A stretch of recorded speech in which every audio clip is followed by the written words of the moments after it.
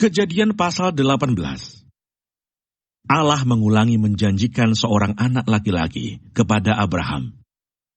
Kemudian Tuhan menampakkan diri kepada Abraham dekat pohon tarbantin di Mamre, sedang ia duduk di pintu kemahnya waktu hari panas terik.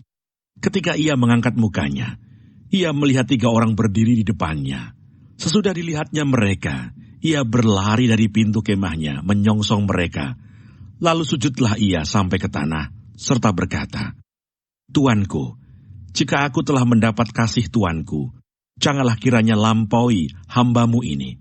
Biarlah diambil air sedikit, basuhlah kakimu, dan duduklah beristirahat di bawah pohon ini. Biarlah kuambil sepotong roti, supaya tuan-tuan segar kembali. Kemudian bolehlah tuan-tuan meneruskan perjalanannya, sebab tuan-tuan telah datang ke tempat hamba-Mu ini." Jawab mereka, "Perbuatlah seperti yang kau katakan itu." Lalu Abraham segera pergi ke kemah, mendapatkan Sarah serta berkata, "Segeralah, ambil 3 sukat tepung yang terbaik, remaslah itu, dan buatlah roti bundar." Lalu berlarilah Abraham kepada lembu sapinya. Ia mengambil seekor anak lembu yang empuk dan baik dagingnya, dan memberikannya kepada seorang bujangnya. Lalu orang ini segera mengolahnya. Kemudian diambilnya dadih dan susu, serta anak lembu yang telah diolah itu. Lalu dihidangkannya di depan orang-orang itu. Dan ia berdiri di dekat mereka, di bawah pohon itu, sedang mereka makan. Lalu kata mereka kepadanya, "Di manakah Sarah istrimu?" Jawabnya, "Di sana, di dalam kemah." Dan firman-Nya, "Sesungguhnya aku akan kembali tahun depan mendapatkan engkau. Pada waktu itulah Sarah istrimu akan mempunyai seorang anak laki-laki." Dan Sarah mendengarkan pada pintu kemah yang di belakangnya. Adapun Abraham dan Sarah telah tua dan lanjut umurnya, dan Sarah telah mati haid. Jadi tertawalah Sarah dalam hatinya, katanya, "Akan berahikah aku setelah aku sudah layu, sedangkan tuanku sudah tua?" Lalu berfirmanlah Tuhan kepada Abraham, "Mengapakah Sarah tertawa dan berkata, 'Sungguhkah aku akan melahirkan anak, sedangkan aku telah tua?' Adakah sesuatu apapun yang mustahil untuk Tuhan? Pada waktu yang telah ditetapkan itu, tahun depan, aku akan kembali mendapatkan engkau." Pada waktu itulah Sarah mempunyai seorang anak laki-laki. Lalu Sarah menyangkal, katanya, "Aku tidak tertawa," sebab ia takut. Tetapi Tuhan berfirman, "Tidak, memang engkau tertawa." Doa syafaat Abraham untuk Sodom.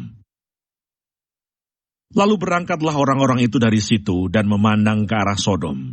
Dan Abraham berjalan bersama-sama dengan mereka untuk mengantarkan mereka. Berpikirlah Tuhan, "Apakah aku akan menyembunyikan kepada Abraham apa yang hendak kulakukan ini? Bukankah sesungguhnya Abraham akan menjadi bangsa yang besar serta berkuasa? Dan oleh dia segala bangsa di atas bumi akan mendapat berkat. Sebab aku telah memilih dia, supaya diperintahkannya kepada anak-anaknya dan kepada keturunannya, supaya tetap hidup menurut jalan yang ditunjukkan Tuhan, dengan melakukan kebenaran dan keadilan, dan supaya Tuhan memenuhi kepada Abraham apa yang dijanjikannya kepadanya." Sesudah itu berfirmanlah Tuhan, "Sesungguhnya banyak keluh kesah orang tentang Sodom dan Gomora, dan sesungguhnya sangat berat dosanya.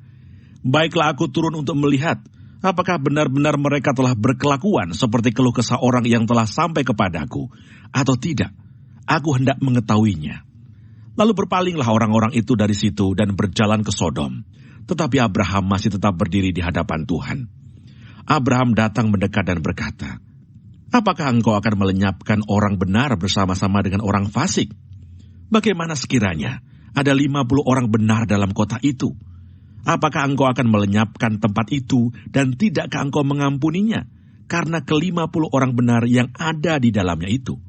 Jauhlah kiranya daripadamu untuk berbuat demikian, membunuh orang-orang benar bersama-sama dengan orang fasik, sehingga orang benar itu seolah-olah sama dengan orang fasik.